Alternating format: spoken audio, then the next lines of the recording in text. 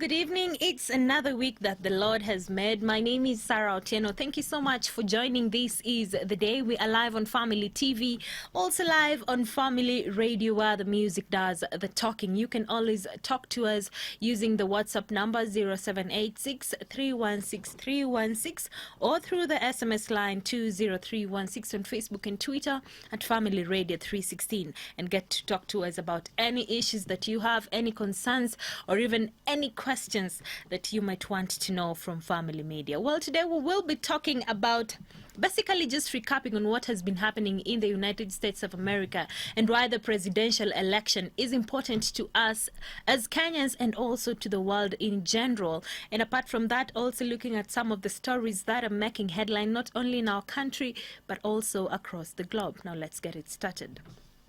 Pastoralist communities have made an about turn and declared their unwavering support for the BBI report after they were assured their concerns would be addressed. The pastoralists were led by Jubilee Coalition Secretary Adan Keynan and the National Treasury CS Ukur Yatani, and the leaders had last week identified 10 areas that they wanted to be amended but have since narrowed down to only 3.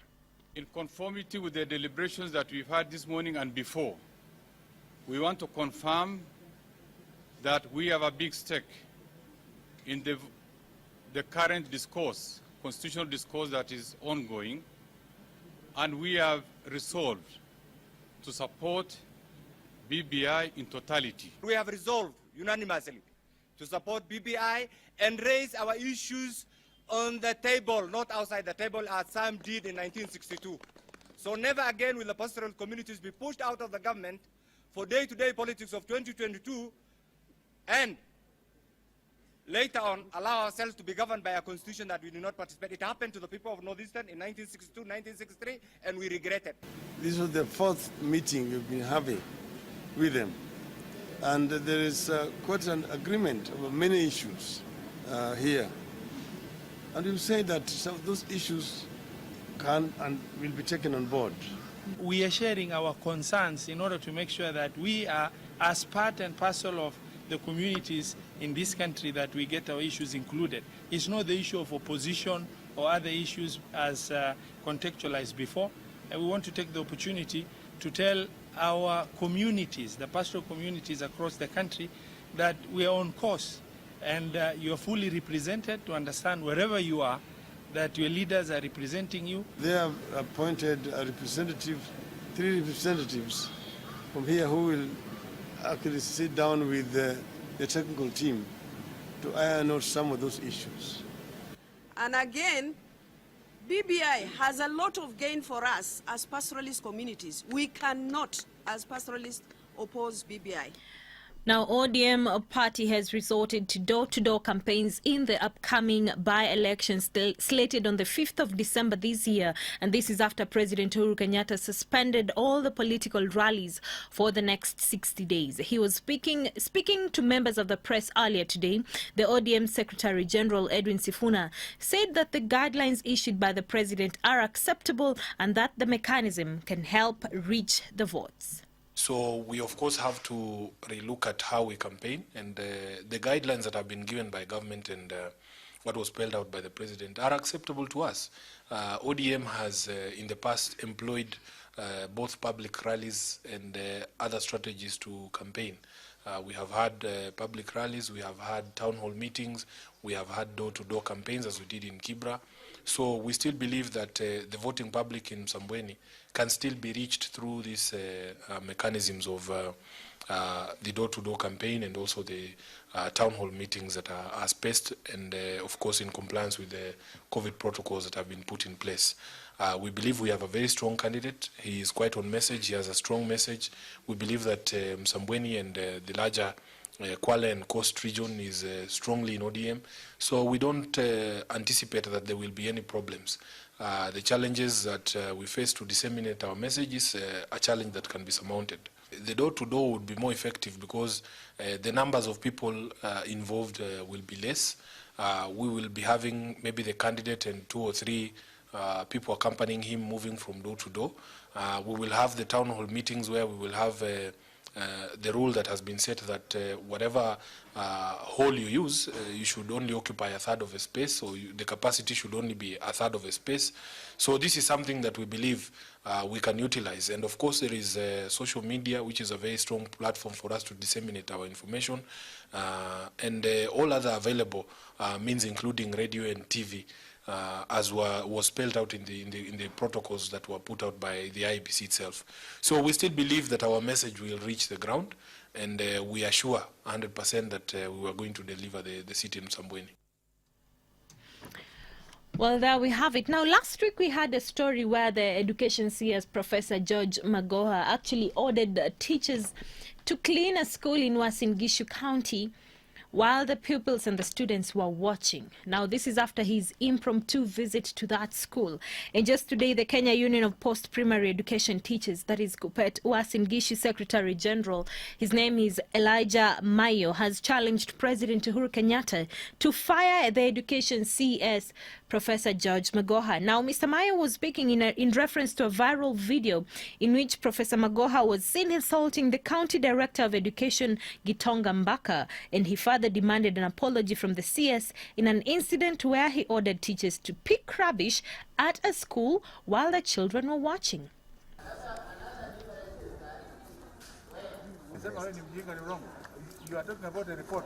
I'm talking about what is here on Sir, you have noted. You have to look. Can you get away from this meeting now? Ningetaka haraka sana, kama sasa ama kama si sasa ni jana, waziri wa elimu Profesa Magoha aombe msamaha watu wote na walimu na wasimamizi wote wa masomo ama elimu katika kaunti ya Uasin Gishu, ili kwamba tuendelee na kazi ya kawaida.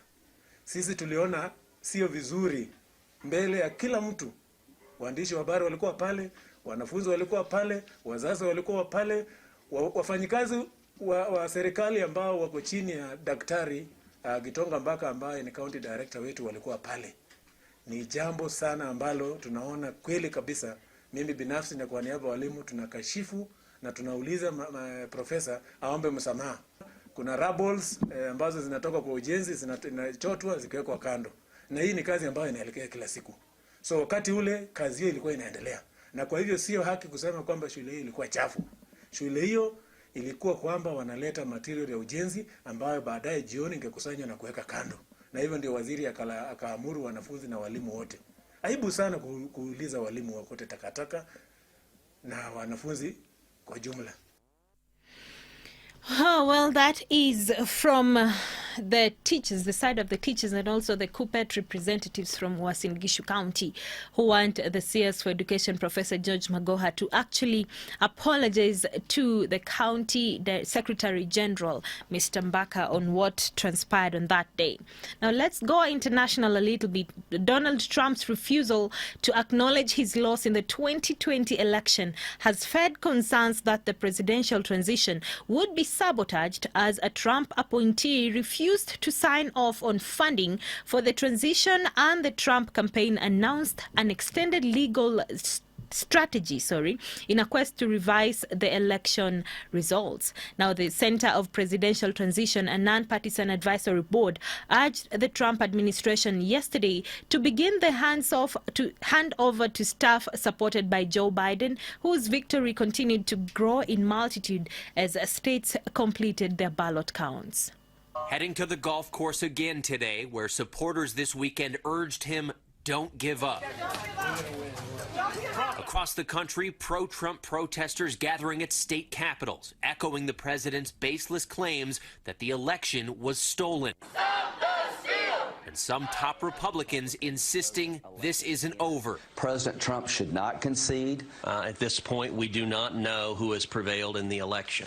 Without producing any evidence of widespread voter fraud, the president's attorneys have continued to launch legal challenges in hopes of taking their fight to the Supreme Court. It's time for the president's lawyers to present the facts, and then it's time for those facts to speak for themselves. But some of those cases have already been dismissed in Pennsylvania, Georgia, and Nevada. And other members of the GOP say if the Trump campaign can't make their case, it's time to move on. If you can't show us, we can't do this. We can't back you blindly without evidence. It's important for the cause of democracy and freedom that we don't allege fraud and theft and so forth unless there's very clear evidence of that. And at this stage, that evidence hasn't been produced. Former President George W. Bush calling to congratulate President-elect Joe Biden, saying in a statement, though we have political differences, I know Joe Biden to be a good man who has won his opportunity to lead and unify our country.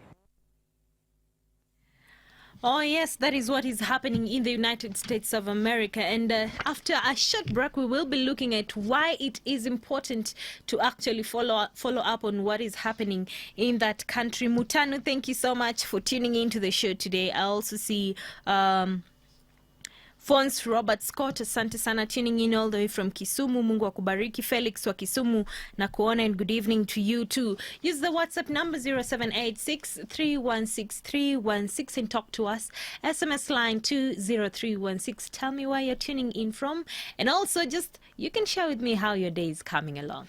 Well, if you look across social media, you will find out that most people are talking about the presidential results of the United States of America. Now, I came across a comment where someone was asking, why should we be concerned about the US when they don't even talk about us when we are having our elections? Now, I went ahead to talk to one Mr. Alex Owiti, who is the managing director and the founder of Alexander PR and Communication Network, just to find out why we really need to follow up on their election and how it impacts to our country and to the whole world. And this is what he had to say. Well, Alex, thank you for joining our discussion today. And over the weekend and even last week, most of the people were talking about the USA elections, and Kenyans being one of them. You know, Kenyans on Twitter do not disappoint.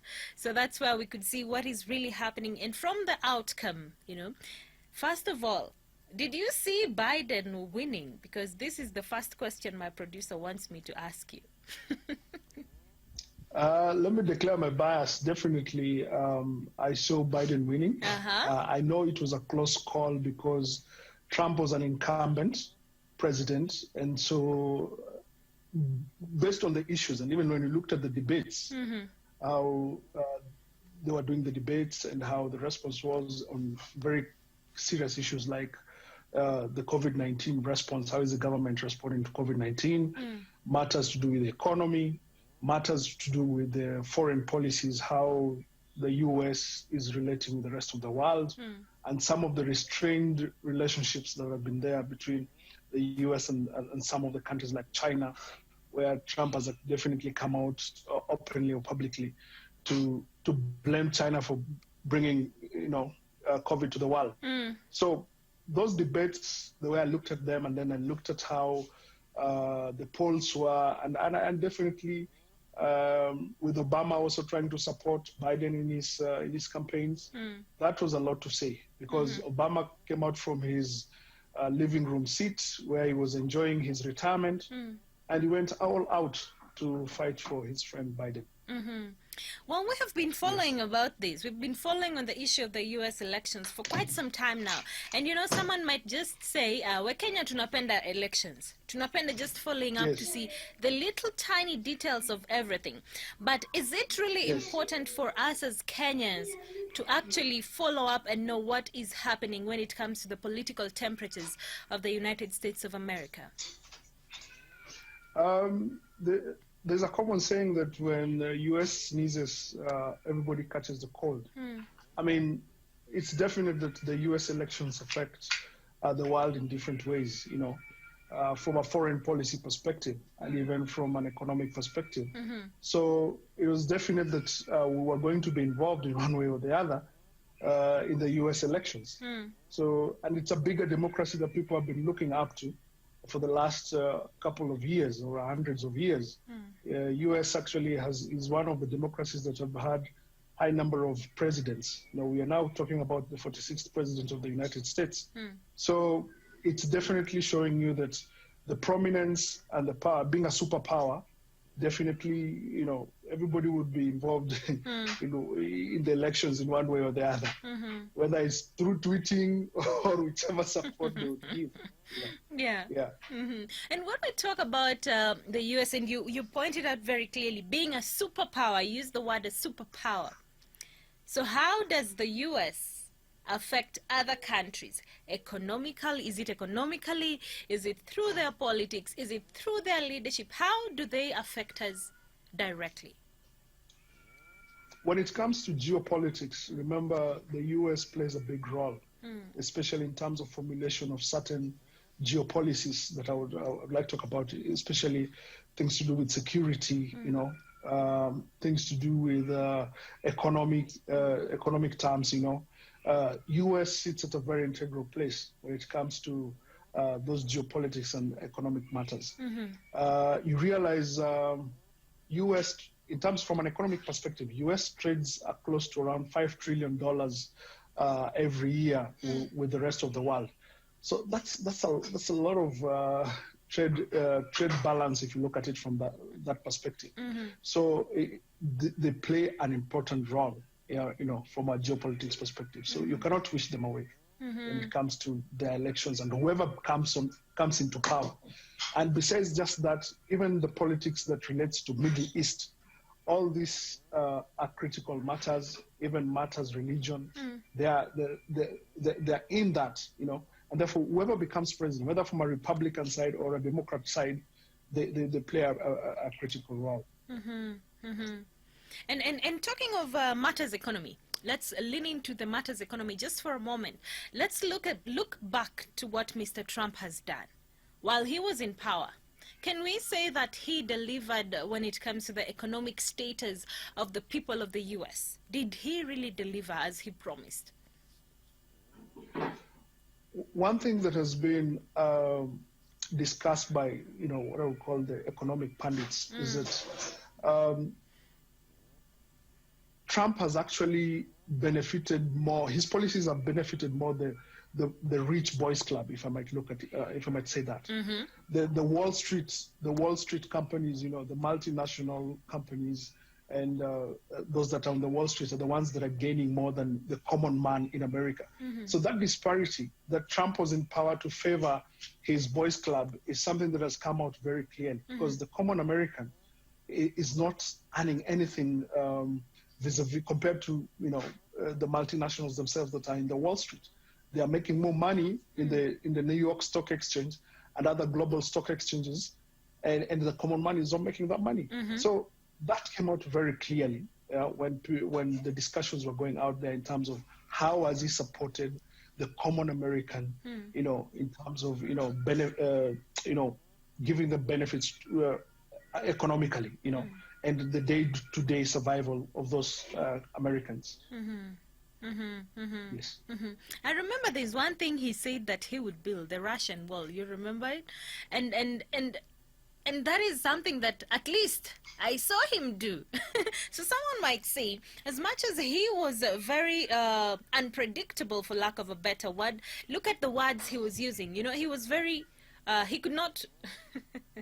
I'm scared to say this, but hangeweka maneno ndani yake, like if something was bothering him, President Trump was the one to just take it out very openly. But he was a very outspoken person. He spoke his mind, at the end of the day. But the question would be, was he a strategic president in terms of implementation? That was a big question, we've talked about the economy side, even from a foreign policy perspective. The Trump administration and him being at the helm has actually restrained the relationship between the U.S. and the rest of the world. If you look at China is one of the biggest trading partners for the U.S. Yes. But if you look at some of the policies that have come to be passed, or certain sentiments that Trump has come to pass, for instance, even chasing away Chinese technology companies like Huawei out of the U.S. Those are some of the things that have really restrained this relationship. You look at how he's responded to COVID when it came out. Yes, there are certain things that were not presidential, you know, if you like, in how he guided all the entire process, because the world was still looking up to the U.S. To give guidance in terms of some of these things. He even said that he was not going to fund WHO, that U.S. was going to pull out of the WHO. Those are serious non-presidential acts, if I may put it like that, that U.S. has always been giving that guidance. And that's why even in Joe Biden's speech, victory speech, he was saying he's going to be a president who heals, you know, and that healing is very important for the growth of the U.S. itself and the rest of the world. I like what you're saying, healing. Now, there's so many things that have happened. Look at the Black Lives Matter issue that came out just the other day. And I'm looking at it this way. Right now, Mr. Trump has said that he will not accept defeat. He's actually prepared to go an extra mile to make it hard for Mr. Joe Biden to assume office of the president. Now, and of course, that is with his deputy, Kamala. Hey, Callum, is it Kamala? Kamala. Yes? Kamala. Yes. Now, yes. What if it happens that this becomes a push and pull between Joe Biden and Mr. Trump? What effect will it have to the people of the U.S.? Because just a week ago, we saw people buying guns, in different states in the U.S. They're saying it's to protect themselves. But what if it goes beyond just protecting themselves? Can it have any negative effects on the economy, on the safety of people? And what really will happen? I think the responsibility lies with Trump to sort of act or even talk in a more sensible way, in a more responsible way, in such a way that he's not going to cause violence because of these elections. I mean, we've seen there was a certain state that he claimed, I think it was Georgia, that he claimed that he'd won even he before. Had evidence on, he'd won even before. And he claimed he had evidence on how there was stealing of elections, you know, or stealing of votes for that matter. And this case went before a judge and it was dismissed. And even claimed that this judge was a Democrat judge. I mean, that was very unfortunate. Yes. I mean, even the media themselves in the U.S. have reported largely that Mr. Trump has actually not been giving evidence to whatever claims he's been making. He has his democratic right to proceed to the courts, you know, and claim whatever he's claiming, whether there was stealing of elections or not, and try to, you know, show that evidence, of course, which largely most people have disputed and said there's nothing like that. Even the electoral system itself, we're not saying that it's the most perfect, but some of the officials that have been there, they were even, CNN was showing how cameras were put, the discussions that both agents had, you know, in how the election should be conducted, whether there were disputes on certain votes. And I think the bigger issue was the in-mail votes that came in, which of course Trump was claiming that some came after the election day. So personally, I think he has a democratic right. Let him proceed to the courts, you know, to fight for his opportunity. But I'm seeing it's very slim. Yes. Based on the information that we're getting from reputable medias from the U.S., I don't think it's going to go anywhere. He's just a bitter man, and he just needs to leave White House and let Biden do his job. Well, lastly, before I let you go, Mr. Alex, do you think elections in the U.S. were free and fair? And if so, maybe what do you think we should copy from them? Because 2022 is just around the corner for Kenyans, you know? As U.S. has always been seen as one of those big brothers. And therefore, you know, their democracy has evolved over time. When you look at the history from the time of Martin Luther King Jr. To now, even to the presidency of Obama, their democracy has evolved over time, and it has matured. In fact, that's why the rest of the world usually look up to them in terms of how they act to actually execute some of these activities like elections. I want to believe, and I largely believe, the US put in systems in place, especially from an election perspective. The electoral office acted very well. Personally, I think so, because if you were to look at the information that is coming out, and we've seen even the judges dismiss some of these claims, I mean, it shows you that there was a free and fair election, because it was even very close. Look at Biden's votes and look at Trump's vote from a popular vote. From a popular vote perspective. It tells you that it was a free and fair election because it was a close call. But there was definitely a win when it comes to the electoral college votes, you know, which of course that is the democratic way of voting in the US, you know. So if Trump can go to the courts and try to prove otherwise, I think it's going to be an uphill task for him. All right. So maybe there is a lot that we should be copying from the U.S. elections, and especially how it was conducted. I must say, according to me, it was a bit seamless. It was seamless, right? Seamless, although it took a bit of time, I think, because of the current situation with COVID. They've tried to deploy different ways of people voting from an email perspective, from a technology perspective. I think at the end of the day, as Kenyans, as we face our elections in 2022, we have a greater responsibility to ensure that we have our systems right, you know. We don't want situations of fungua server tuone kama vitu ziko sawa or not. KPLC wacheze kama wao. I saw a meme that said something like that. We want free and fair elections to come in. We want those who are defeated, you know, just step down, you know, quietly and peacefully, and calm your supporters, and let the government of the day work rather than, you know, causing a lot of turmoil, you know, which is not good for a relationship perspective. Because I'm just trying to think, if Trump, for instance, his case does not go through, he has even said that he wants to, he will never be seen again, and he wants to leave the country. Yes. I think that is not the right thing. Yeah, he's an American. He has the right to stay in the U.S., but he needs to, you know, to restrain himself in how his sentiments go out there, because they affect so many people. You know, he's been a president. You know, how he acts should be very responsible, because certain sentiments, you know, create a certain perception towards you as a leader. Yeah. So post his presidency, the kind of actually these elections and how he's going to behave and how he's going to exit the White House determines how his legacy is going to be when history is written. Yeah, sure. I like that. Well, thank you so much, Alex, for sharing with us today and just opening our eyes a little bit more about the U.S. elections and how it can affect us as Kenyans and as the world in general. Asante sana. Have a good evening. Rose Judha, thank you so much for tuning in today. You're saying, I am tuned in from Garden Estate. Alafu naona kuna mwingine. This is Michael from Kisumu. And you're saying, I hope the show has been lit. I am just home from school. Thank you so much for tuning into the show today and making time for This Is the Day. Well, today the CS for Health, Mutahi Kagwe, has confirmed that 756 new cases of COVID-19 have been reported from a sample size of 4,316. And as we speak right now, the positivity rate is at 17.5%.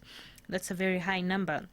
Now, this brings the number of cases in the country to 63,244 since March, with the cumulative tests standing at 76,797 so far. And another 19 people have also succumbed to the virus, now bringing the total number of fatalities to 1,130. Well, so far we have 1,331 people that have been admitted in various hospitals across the country because of COVID-19. Let's continue being vigilant when it comes to the prevention measures and also the protocols that have been given to us by the Ministry of Health. Well, let's head over to Mai Mahiu, where residents of that area in Naivasha are living in fear over the increased, well-executed cases of cattle rustling in the semi-arid area. Now, over the last 6 months, more than 80% of the homes in the rural area have been hit, with tens of residents left nursing injuries. Serikali iko wapi? Ulinzi wetu uko wapi? watoto wetu wametandikwa, hakuta mtu anaweza enda kuokoa ule mwingine juu ya vile wanatandikwa. Sasa tutaenda wapi? Hawa ndugu zetu wa Maasai walikuja usiku wakatuvamia. Mtoto wangu akitoka nje kulinda ng'ombe zao akawangwa kichwa. Tulijaribu kung'ang'ania kupiga ripoti kwa polisi wenye walikuwa karibu, wenye wanalinda reli yenye saa hii nimepita hapa karibu na boma letu. Wakatuambia sisi tumekuja kulinda mali ya Mchina lakini si ya mtu binafsi. Tunataka kuomba tu tusaidiwe na ulinzi, kwa sababu hapa hata sio kilomita moja kutoka kwenye gate ya dry port ya Naivasha, na kunafanyika wizi wa namna hii hapa. Na hapa kwenye port pana askari, pana walinzi, but hawa walinzi wenye wako hapa kwenye port ni kama hawana mandate ya kuja kutupatia usalama sisi wakazi wa huku hapa mashambani. Well, the government says it will continue coming up with innovative hubs across the country with the aim of hastening the innovation potential of the Kenyan population. ICT Cabinet Secretary John Musheru says that the COVID-19 period has helped in bringing out the innovation potential of largely the Kenyan youthful population, and it intends to boost the same even post-COVID. What's great about Kenya is that we have a very youthful population. And especially during this time of COVID, they've been able to demonstrate that there's a lot of innovations that can be done.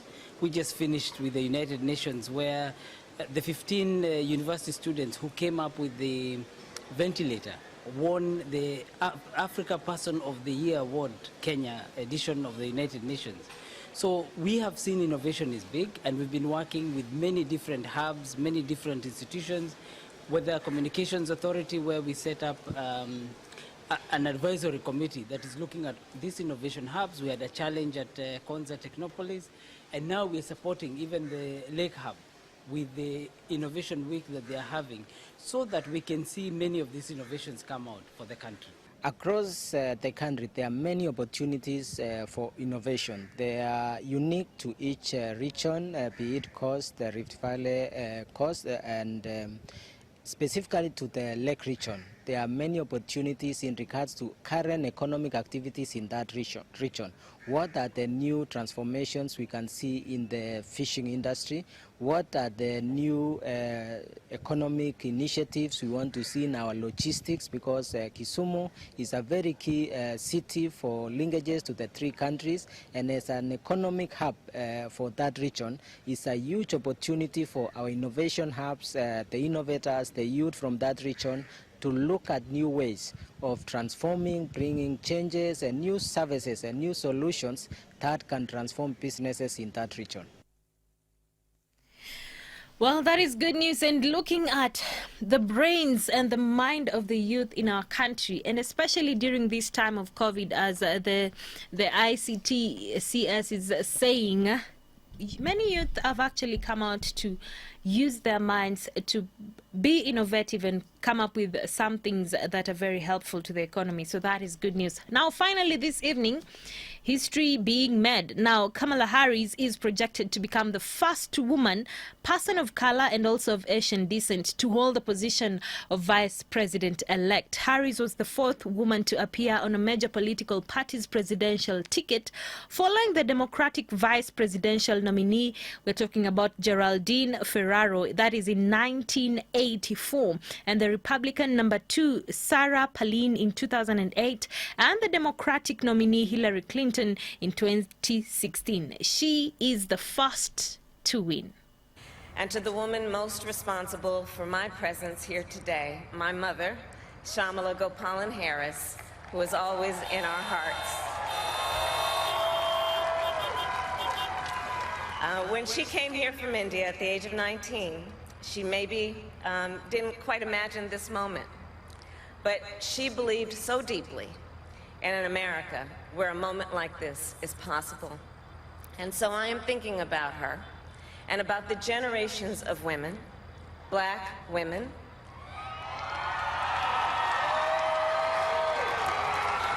Asian, white, Latina, Native American women, who throughout our nation's history have paved the way for this moment tonight. Women who fought and sacrificed so much for equality and liberty and justice for all, including the black women who are often, too often, overlooked, but so often prove they are the backbone of our democracy. Well, indeed, history has been made. And I think this is a reason for every woman to smile. You know, just knowing that everything is possible. And maybe sometime we can even have a black woman or a woman generally being the president, and not only in the US, but also in our country. Thank you so much for tuning in to the show today. I wish you a very peaceful and calm week as we start off this week. My name is Sarah Otieno. Have a good night. This and more of our shows, log on to www.familymediaonline.com to enjoy a wide variety of programs, from current affairs to testimonials and features, pastoral and inspirational shows, kids entertainment, and so much more. Also stream live on www.familymedia.tv.